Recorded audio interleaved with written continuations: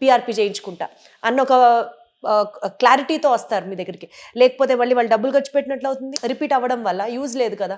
So ఆ dos and don'ts ఏం చెప్తారు? డూస్ అండ్ డోంట్స్ ఒక్కొక్క మనిషికి ఒక విధంగా ఉంటాయి. ఇప్పుడు ఒక టీచర్, ఒక లాయర్, ఒక ట్రాఫిక్ కానిస్టేబుల్, ఒక బట్ జనరల్ గా పోస్టులేట్ చేసినటువంటి థియరీస్ ఉంటాయి కదా. వస్తున్నా వ్యవసాయం చేసుకునేవాళ్ళు, వాళ్ళు చేస్తున్న డే టు డే యాక్టివిటీస్ పొద్దున్న నుంచి సాయంత్రం వరకు మొత్తం చార్ట్ తీస్తాం. తీసి ఇగో ఈరోజు నేను ఈ ట్రీట్మెంట్ చేస్తున్నాను, ఈ ట్రీట్మెంట్లో నువ్వు చేయాల్సిన పనులు ఇవి, చేయకూడని పనులు ఇవి, నువ్వు ఇవి తప్పకుండా చేయాలనుకుంటే వాటి విధానం ఏంటి.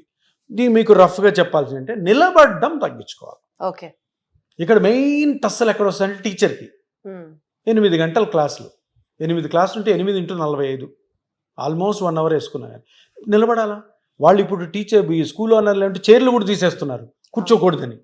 సో దాంతో అరిగిపోతుంది. సో వీళ్ళకి ఏం చెప్తామంటే, మీరు ఎప్పుడన్నా కానీ ఈ పిఆర్పి తీసుకున్న తర్వాత ఛాన్స్ ఉంటే మీరు ఎప్పుడైతే క్లాస్ అయిపోయిన తర్వాత రెస్ట్ తీసుకోండి. క్లాస్కి డిఫరెన్స్ ఉంటుంది కదా, హాఫ్ అన్ అవర్ 1 అవర్.